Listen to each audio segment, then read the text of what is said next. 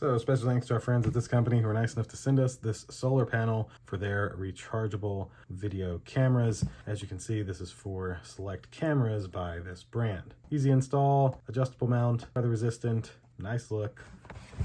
Company name there and there. Nothing on the sides. And the back just tells you the solar panel connects to your camera via micro USB cable connector, and within a few hours of direct sunlight, it'll have power to keep your camera continuously charged. As well as what's in the box. Wire length is 4 meters, and the power is 3.2 watts or 6 volts. And there's also an adapter for Type-C. That's pretty cool.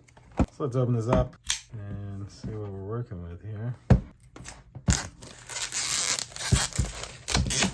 Got a little seal here. We'll break it.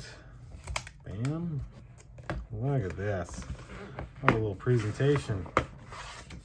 Let's get started. A little bit of information for before you begin and how to install your solar panel to make sure it's going to work correctly. Love seeing all this information. Then looks like that's our solar panel and even more information on installing it in different languages. Nothing else in this. So here's our solar panel. We'll slide it, the screws for mounting it. And so here is the solar panel.